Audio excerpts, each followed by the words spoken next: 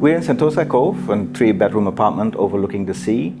It's a laid-back, pared-down resort vibe, which is something that's a little bit out of our wheelhouse for what we normally do. What we try to implement are a lot of sustainable solutions, natural materials, and also work with different design elements we normally don't use. Hi, I'm Arjan, and I'm the principal designer for this place.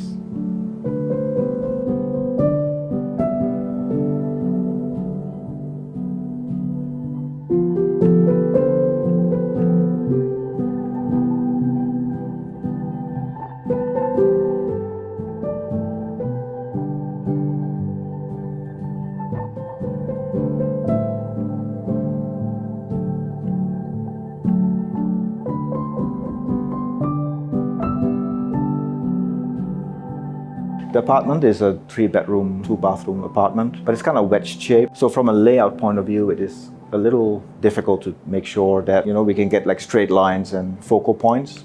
So what we did here is basically keep the focus on the ceiling. So the ceiling and the back wall, we have very linear lines, and that kind of like draws your attention more to the center of the space. And then by painting all the walls and the ceilings in all the same color, what happens is that the walls kind of disappear, and it brings this like regular shape back into the room as well. So from the onset, the homeowners were like very trusty. So they were like, okay, we hire you to do the design, so you just make the decisions. Obviously we run through like these other choices that we made, but they were very hands-off in the whole process. At one end, it's obviously a little bit more nerve-wracking because all the decisions you make, you don't necessarily know if that's what the client likes. But in the end, it all kind of turned out well together. So the apartment has a private lift lobby. So when you walk into the apartment, you have this great view of the sea. So what we wanted to do from an interior point of view is just enhance that experience. So what we did is create like this storage shoe cabinet, but became like a feature wall. I kind of like work with paneling that's a bit more angled, gives a lot more interest. The other thing that we had to take into consideration is like climate control. We're on top of the sea. So there's like salt water, humidity, etc. So how we climate control the cabinets was important as well.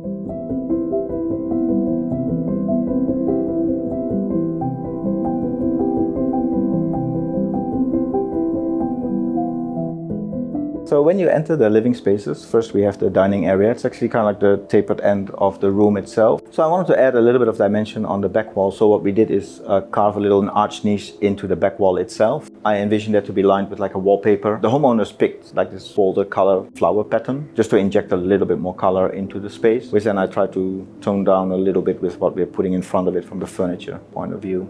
Even when it comes to the chandeliers that we did these kind of like rope chandeliers just to add texture, but not necessarily add a lot of bling. Then we have this huge artwork that is a little moodier. It kind of like complements quite nicely what we have with the nice view of the seas, and the rest just kind of softly complements what we are doing on the inside.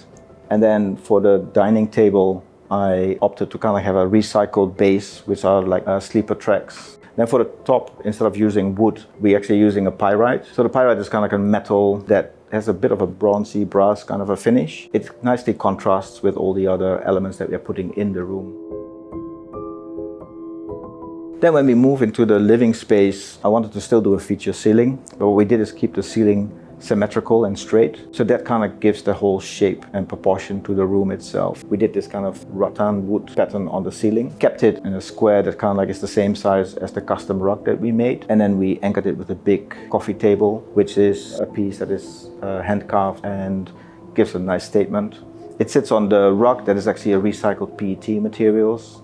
And then all this crushed linen sofa that we then offset with some more contemporary side chairs. So it's always a mix of natural materials, things that have a slight luxury feel and a very cozy, relaxed kind of vibe. So these three kind of elements, we're trying to play with that it's a very varied look, especially since our walls are fairly plain from a color point of view. And then from a shadow play, the back wall, which was the TV feature wall, we kind of like lined it with like a geometric pattern. But when the light kind of shines over it, you see these kind of shadows that play with it. The other requirement from the homeowners was to kind of have like this coffee bar Nook. And actually the bay window in the living room had not a fantastic view. So what we did there is build up the base with some carpentry. So actually the bottom cabinets are fixed panels, but it just gives that whole idea of like this built-in piece. There's still a bit of light that comes through on the top. So what we did was partly blocking off that window so that at least it becomes functional in the space itself.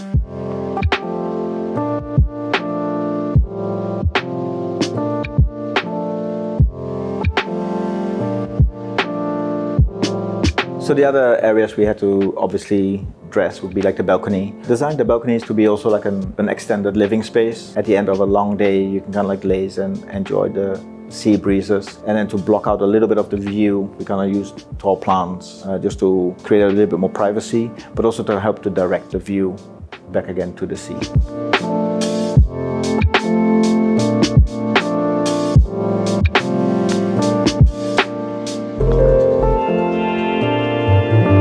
So the kitchen is in a naturally darker spot of the apartment, so I wanted to embrace that when we re-renovated the whole kitchen. Took everything out, started with the floors, and then I wanted to embrace that darker look. So the base cabinets, we kept it in a dark wood, but I still wanted to bring like a symmetry into the design as well. So I had this drawer design in mind, so it's a very symmetrical pattern, so the interiors of the cabinet still meets the homeowner's requirements. To break with that kind of darker tone and to uplift it a little bit is to keep the top a little bit lighter. So the selection of tiles and the hood. I wanted to make this statement hood cover, which is kind of like a beaded wood pattern that we spray painted, and then hand-pressed tiles next to it. It has a little bit of a random pattern, and it brings back a little bit of that kind of Balinese resort vibe, so that at least from a design language, that kind of still reflects back into the kitchen as well.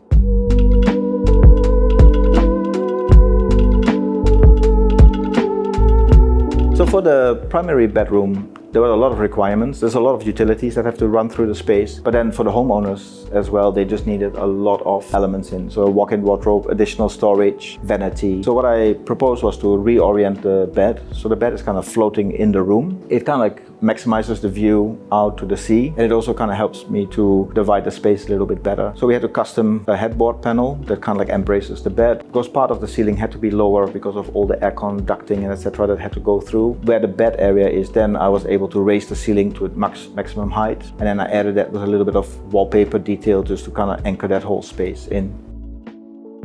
While I wanted to keep it kind of calm overall, I just wanted to bring in a lot of different materials. So on the headboard, majority is obviously a wood finish, but then I brought in a little bit of a woven leather just to kind of add a little bit more texture.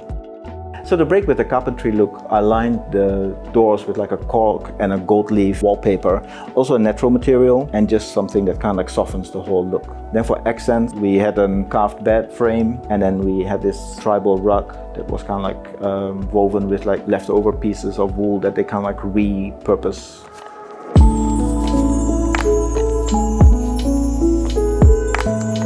The principal bathroom, the homeowners wanted to have like a freestanding tub. So originally it was a sunken tub, so we took it all out, we leveled the floors, and then we kind of had like a freestanding tub that kind of like anchors that space.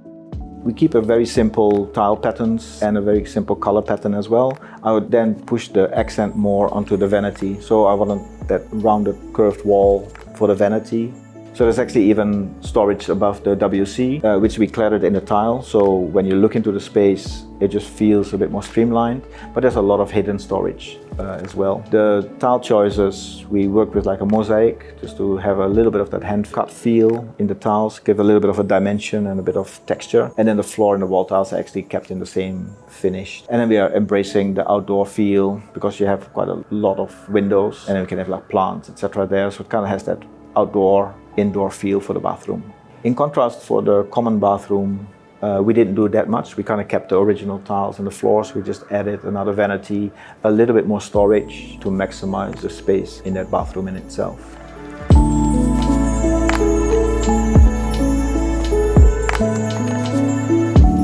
In the passage, there's a lot of utilitarian cabinets, so there's like the distribution boxes there, and etc. So normally what we tend to do is do the carpentry in as seamless and flush look as possible. So there are actually 3 doors that are plastered in the same finish as the rest of the walls. And then I commissioned artwork specifically for the size of those doors. And then by adding the artwork on the doors, it just blends in a little bit more. And then again, we have a little bay window there, trying to maximize the look. So what we did is repeat the design that we have in the living room from a coffee nook. Did a repeat of the same design there just to kind of make that a little bit more of a dressed area. So for the study room, we didn't necessarily start off with a strong theme. I think it was more like keeping it neutral, have some bookshelves and etc. to kind of like dress the space. But then when we were looking for artworks, there was this painting that I really liked. It was actually something I considered for my own place. And I think my enthusiasm for that piece kind of like sparked the whole concept for this room as well. So it moved a little bit more into like a safari kind of a look, but mostly because of the artwork. And then with the curtains that have a little bit of a jungle kind of a feel. So that has a slightly deviation from the rest of the place, but still we kept the colors quite neutral, still playing on that contrast of dark wood and light backgrounds.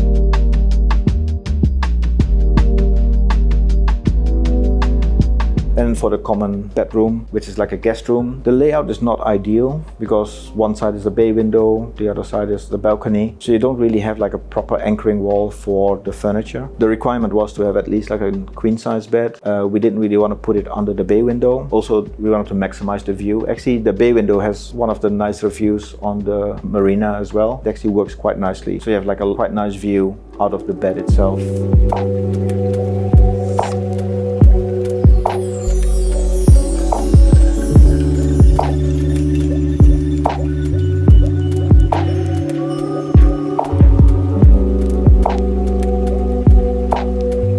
One of my favorite things in the project was actually working with all the sustainable materials and those kind of elements that we brought into the design. Not only because we're obviously saving the environment, but it's also like a synergy with where we are and to kind of like keep that, you know, sustainable, recyclable, which I think is quite important in design as well, so that we kind of kept that to heart. I think that was quite a nice element in the whole design.